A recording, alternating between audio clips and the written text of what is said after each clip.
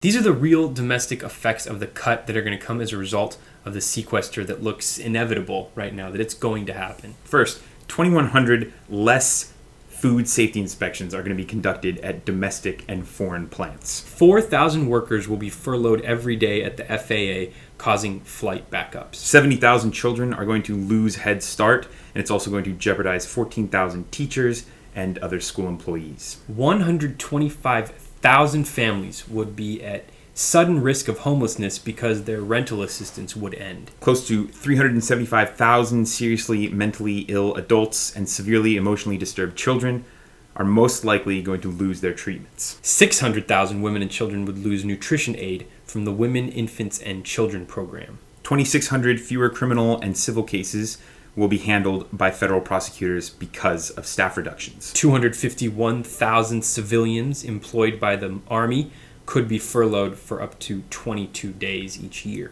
$3 billion would be the potential shortfall in the military's health insurance program. Some services could be denied for retirees and dependents of active duty personnel.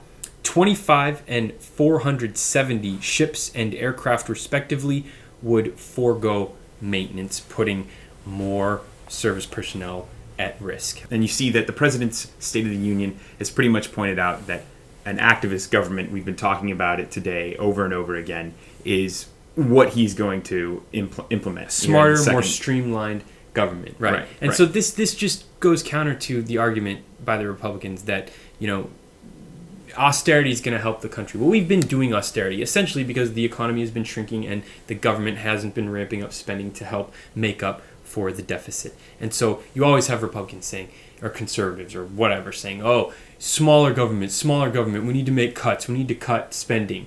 But they don't give any actual proposals, specific proposals. And so now you have them forcing Obama's hand with the debt negotiations that happened over the last couple of years. They put this sequester into effect. They tried to have the big group come together and figure out the cuts. They made recommendations. Congress didn't buy it. So now this is going to happen unless there's more just stopgap measures kicking this can down the road. But these are the real human effects, and there's a lot more. And it's essentially going to cost the economy 1 million jobs. It's going to tick up the unemployment rate again.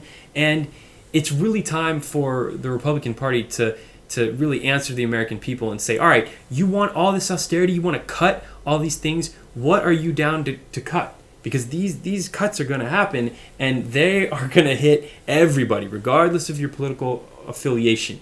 And it just proves exactly what you're saying, that government has a lot of functions that people don't realize, and there's things that everybody needs: safer food, better schools, education, keeping our nation secure, right? Border security, right? Military personnel, right? And so there are cuts that can be made, absolutely, but they need to be targeted cuts on waste and things that we can afford to live without. And these across the board cuts through the sequester is a horrible way to go.